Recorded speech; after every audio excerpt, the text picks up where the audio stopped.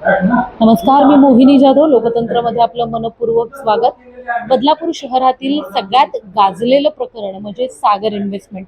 सागर investment या प्रकरणात ज्या ठेवीदारांनी ठेवी आपल्या जमा केल्या होत्या, आपल्या घामाचा कष्टाचा पैसा चांगलं व्याजदर मिळेल या हेतून त्यांनी जमा केला होता, त्यांची मोठी फसवणूक झाली होती आणि समुद्र कुटुंब यांनी ती फसवणूक केली होती. हे सगळं प्रकरण आपण यापूर्वी देखील जाणून घेतलेलं आहे. बदलापूर शहरातील सगळ्यात मोठं गाजलेलं प्रकरण आहे. जवळजवळ 500 कोटीहून अधिक मोठा हा भ्रष्टाचार, हा घोटाळा जो आहे तो या ठिकाणी झालेला आहे. आणि त्या ठेवीदारांच्या कित्येक वर्षापासूनची ही तक्रार होती की आम्हाला न्याय मिळाला पाहिजे, आम्ही ज्या ठेवी त्या ठिकाणी ठेवल्या आहेत, आमचे घामाचे कष्टाचे पैसे आम्हाला मिळाले पाहिजेत, यासाठी न्यायालयीन लढा देखील ते लढत आहेत गेली अनेक वर्ष. आता कुठेतरी त्यांच्या लढ्याला यश मिळताना दिसतंय. आपण बघितलेलं आहे यंदाच्या अधिवेशनात आमदार संजय केळकर आणि त्याचबरोबर आमदार ज्ञानेश्वर म्हात्रे या दोघांनीही हा विषय उचलून धरला होता आणि त्याचबरोबर या सगळ्या प्रकरणाची चौकशी जी आहे ती फास्ट ट्रॅकवर होऊन लवकरात लवकर या ठेवीदारांना न्याय मिळाला पाहिजे अशी भूमिका त्यांनी मांडलेली होती. या शॉर्टमध्ये सभापती महोदय, सागर इन्व्हेस्टमेंट बदलापूर यांनी कुलगाव बदलापूर नगरपालिकेतील जवळजवळ 3500 नागरिकांना पतपेढीच्या स्वरूपामध्ये एजन्सीज तयार करून त्यांच्या ठेवी असतील, त्यांच्या घामाचे कष्टाचे पैसे असतील असे बुडवले. सुमारे 175 कोटी रुपयाची फसवणूक आहे आणि या सागर इन्व्हेस्टमेंटमधल्या मालकाला आतमध्ये जेलमध्ये असताना सुद्धा तो बेलवर बाहेर आल्यानंतर जी त्याची मालमत्ता होती ती मालमत्ता जप्त केली होती आणि त्या जप्त केलेल्या मालमत्तेमध्ये सुद्धा तो आता राहत आहे आणि त्यांनी नवीन एक कंपनी सुरू केली असून पुन्हा अशाच प्रकारच्या ठेवी आणि लोकांना फसवणुकीचं काम सुरू केलं आहे. त्याच्यावरती जो सदरचा खटला आणि गुन्हा जो आहे त्याकरता राज्य शासनाने फास्ट ट्रॅकवरती त्याचं प्रकरण चालवलं पाहिजे आणि त्याकरता एक स्पेशल वकील नेमला पाहिजे आणि या सर्व नागरिकांना न्याय दिला पाहिजे अशा प्रकारची पॉइंट ऑफ इन्फॉर्मेशन या ठिकाणी मांडत आहे. माझ्या इथे तर सागर इन्व्हेस्टमेंट असेल, समुद्र इन्व्हेस्टमेंट असेल,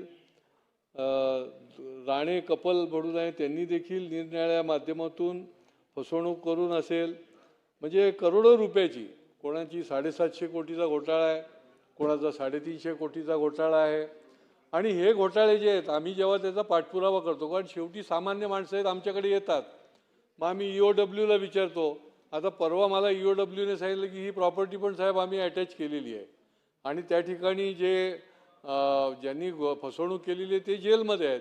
परंतु ती प्रॉपर्टी अटॅच केल्यानंतर त्याची यादी बनवल्यानंतर पुढचा जो टप्पा आहे, कारण तो एका भागापुरती नसतो, निरनिराळ्या जिल्ह्यामध्ये त्या अशा प्रकारच्या इन्व्हेस्टमेंटमध्ये अडकलेले असतात आणि मग त्याचा कोर्टातून परवानगी घेऊन त्याच्यानंतर त्या मालमत्तेची विक्री करून त्या जिल्ह्यामध्ये त्या लोकांना ज्यांचे पैसे अडकलेले आहेत त्याप्रमाणे ती रक्कम जी आहे ती द्यायला लागते. ही एवढी मोठी प्रोसेस आहे, ही आवश्यक आहे, मला मान्य आहे. परंतु नोडल ऑफिसर जर आपण नेमला, प्रत्येक जिल्ह्यामध्ये कोर्टामध्ये जाण्याच्या ऐवजी सेंट्रली नोडल ऑफिसर काही ठिकाणी नेमलेले होते. मला कल्पना आहे 4-5 वर्षापूर्वी एक इन्व्हेस्टमेंट कंपनीच्या करता 10 जिल्ह्यामध्ये इन्व्हेस्टर अडकलेले होते. त्यांनी नोडल ऑफिसर नेमला, एका कोर्टामधनं त्यांनी मान्यता घेतली, जेवढी प्रॉपर्टी होती त्या प्रॉपर्टीची विक्री केली आणि त्या जिल्ह्यामध्ये ती रक्कम देऊन ती त्या लोकांना देण्याचा प्रयत्न केला. आणि त्याच्यामुळे अध्यक्ष महोदय, ही जी प्रक्रिया आहे, एक तर EOWमध्ये माणसाची कमी असते, ते त्यांना फुरसत असेल त्यावेळेला करतात. त्यांनी प्रॉपर्टी जेव्हा अटॅचमेंट केली ती 6 महिने होऊन गेले होते अध्यक्ष महोदय. म्हणजे इन्व्हेस्टरला दिसते की ही प्रॉपर्टी यांनी ताब्यात घेतलेली आहे, पण ती विकून आपल्याला रक्कम कधी मिळेल. आणि त्याच्यामुळे त्या ठिकाणचे काही लोक तर वय झालेलं असतं, ते श्रीचे काही होईपर्यंत त्यांना कधी ती रक्कम परत मिळत नाही. आणि त्याच्यामुळे याच्यामध्ये ही जी जलद गती, फास्ट ट्रॅक, तसं कोर्टामध्ये आपण फास्ट ट्रॅकच्या माध्यमातून करतो, तसं या संबंध गोष्टीला म्हणजे नोडल ऑफिसर, निरनिराळ्या ज्या प्रक्रिया आहेत त्या फास्ट ट्रॅकमध्ये घेऊन अधिकाधिक लोकांना कसं त्याच्यातून सुटका करता येईल हे या माध्यमातून जर. या संदर्भात आपल्यासोबत सागर इन्व्हेस्टमेंट या प्रकरणातील ठेवीदार आहेत, पीडित आहेत आणि ते या त्यांच्या या लढ्याविषयी ज्यांनी आवाज उठवला आहे त्या आमदारांचं ते आभार मानत आहेत. आपण त्यांच्याकडून जाणून घेऊया काय प्रकरण होतं आणि ते आता काय आभार मानतात त्यांचे. लढा आहे, अनेक अशी तुमच्यातले ठेवीदार आहेत ज्यांचं वय उलटून गेलेलं आहे, काही देवाघरी गेलेले आहेत, अजून न्याय मिळाला नव्हता. मात्र आता कुठेतरी न्यायाची आशा लागलेली आहे, कारण आता कुठेतरी ती वाट दिसते असं वाटतंय का? बरोबर आहे. कारण की 2 महिन्यापूर्वी आपण परत सागर संघर्ष समिती म्हणून उठाव मोठा केलेला आणि त्याच्याकरता आपण त्याच्यानंतर ठरवल्याप्रमाणे पोलीस कमिशनर, माननीय उपमुख्यमंत्री, मुख्यमंत्री यांना निवेदनं दिली परत की आता फास्ट ट्रॅकमध्ये हे करा. आणि त्याचबरोबर आमदार ज्ञानेश्वर म्हात्रे विधान परिषद शिक्षक मतदारसंघाचे आणि आमदार संजय केळकर यांना पण आपण निवेदन दिलेले. माननीय गृहराज्यमंत्री शरद भोयर साहेब यांना पण आम्ही निवेदन दिलेलं आहे. पंकज भोयर साहेब यांना निवेदन दिलेलं आहे.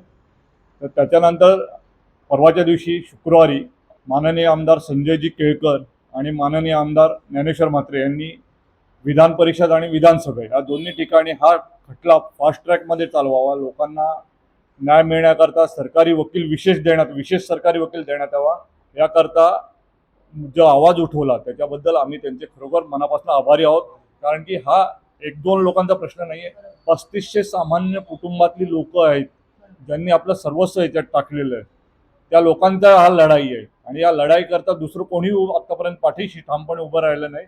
पण लोकांनी विनंती केल्यानंतर या 2 आमदारांनी विशेष लक्ष देऊन विधानसभेमध्ये आणि विधान परिषदेमध्ये जो आवाज उठवला त्याबद्दल आम्ही सागर पीडित संघर्ष समितीतर्फे त्यांचे आभारी आहोत. नक्कीच. सर, आपण बघतोय आता आवाज उठवण्यात आलेला आहे. काय वाटतं, आता आशा तुमच्या पल्लवीत झाल्या आहेत का? तुम्हाला न्याय मिळेल असं वाटतं? निश्चितच आमच्या आशा पल्लवीत झालेल्या आहेत.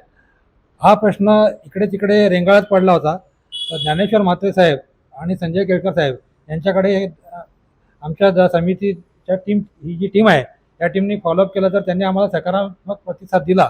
आणि ज्ञानेश्वर म्हात्रे साहेबांनी या संदर्भात गृहराज्यमंत्री पंकजजी भोयर यांच्यासमोर यांच्या कॅबिनमध्ये मीटिंग लावली आणि तिथे पण त्यांनी झाडाझडती घेतली की बाबा हे 11 प्रॉपर्टीचे पेपर एक्झॅक्टली कुठे आहेत त्या संदर्भात तिथल्या ज्या सचिव आहेत यमुना जाधव यांना प्रत्यक्ष तिथे बोलून त्यांना संपूर्ण प्रकरणाची माहिती घेतली आणि त्यांना तसे आदेश दिले की तुम्ही हे लवकरात लवकर मार्गी लावा. जर ह्या 11 प्रॉपर्टी जर आपल्या लिलावामध्ये आल्या तरच चांगल्या पद्धतीने रक्कम आपल्या गुंतवणूकदारांना, ठेवीदारांना मिळू शकते. याच्यासाठी त्यांनी मीटिंग घेतली आणि त्याच्यानंतर संजय केळकर साहेबांकडे चिमोटे साहेब आणि त्यांच्या भगिनी आणि हे सोळंकी साहेब हे तिघांनी जाऊन फॉलोअप घेतला होता. तर त्याच्यामध्ये संजय केळकर साहेबांनी पण विधानसभेवर हा प्रश्न उचलला. विधानसभा आणि विधान परिषद ही आपली लोकप्रतिनिधींची हक्काची स्थान आहेत, ज्या ठिकाणी कायदा तयार होतो आणि प्रोसिजर पुढे केल्या जातात आणि मुख्यमंत्र्यांपासून सगळ्यांना आदेश दिले जातात. त्या ठिकाणी आपण आपला प्रश्न मांडला गेला आहे. त्याच्यामुळे निश्चितपणे आपल्या गुंतवणूकदारांना न्याय मिळेल आणि हा न्याय मिळण्यासाठी आपल्याला स्पेशल PP आणि फास्ट ट्रॅक कोर्ट हे देण्यासाठी हे दोघंही आमदारांनी आम्हाला आश्वासित केलेलं आहे. यापुढे पण ते असं सहकार्य करतील अशी आम्हाला आशा आहे. आणि गुंतवणूकदारांना आम्ही आश्वासित करू इच्छितो की हे दोघंही आमदारांच्या सहाय्याने आपण ही केस अजून आक्रमकपणे आणि अचूकपणे लढू आणि तुम्हाला तुमचे पैसे मिळवून दिल्याशिवाय आम्ही स्वस्थ बसणार नाही. या ठिकाणी महिला देखील आहेत. काय सांगाल, तुमची काय प्रतिक्रिया आहे? काय निश्चितच आम्ही पहिल्या दिवसापासून मी माझा भाऊ ही केस लढतो आहोत. प्रामाणिकपणे हायकोर्टापासून आम्ही ही लढा दिलेला आहे, प्रत्यक्ष त्यामध्ये सहभागी आहोत. त्यामुळे ह्यातल्या सगळ्या कानेकोपरे आम्हाला माहिती आहेत. यात आम्हाला आणखी याच्या जोडीला उल्लेख करणं फार गरजेचं आहे, ते म्हणजे माजी खासदार आणि केंद्रीय पंचायती राज मंत्री श्री कपिल पाटील साहेब त्यांनी आम्ही जेव्हा त्यांच्याकडे हे प्रकरण लोकसभेच्या निवडणुकीपूर्वी ही काहीच न्यायालयामध्ये फक्त तारीख पे तारीख चालू होतं, त्यावेळी ही व्यथा मांडल्यानंतर त्यांनी मुख्यमंत्र्यांना आमची अपॉइंटमेंट देऊन हे प्रकरण त्यांच्या कानावर घातलं आणि मुख्यमंत्र्यांनी त्याचा फेरतपास व्हावा हा आदेश काढला. त्यामुळे इथे त्यांचा पासून सुरुवात झालेली आहे त्याचा उल्लेख करणं मला फार गरजेचं वाटतं. त्यामुळे माननीय माजी मंत्री श्री कपिल पाटील साहेब, आमदार श्री ज्ञानेश्वर म्हात्रे साहेब आणि आमदार श्री संजय केळकर साहेब या तिघांचेही धन्यवाद. आणि आम्ही त्यांचे ऋणी असू. यापुढेही त्यांनी आम्हाला असंच हा संघर्ष चालू ठेवण्यासाठी पाठिंबा द्यावा अशी मी अपेक्षा व्यक्त करते. नक्कीच सागर इन्व्हेस्टमेंट या प्रकरणातील 3,500 गुंतवणूकदार यांना कुठेतरी न्याय मिळाला पाहिजे ही एकमेव भूमिका आहे आणि यासाठी आता कुठेतरी अधिवेशनात लक्षवेधी घेण्यात आली, मुद्दा उचलण्यात आला आणि आता कुठेतरी न्याय मिळेल अशी एकच अपेक्षा या ठेवीदारांना आहे. या संदर्भात तुमच्या काय प्रतिक्रिया असतील तर नक्कीच आम्हाला कमेंटच्या माध्यमातून कळवा आणि अशाच प्रकारच्या बातम्या पाहण्यासाठी लोकशाहीचा चौथा आधारस्तंभ लोकतंत्र या वाहिनीला लाईक, फॉलो आणि शेअर करायला विसरू नका. धन्यवाद.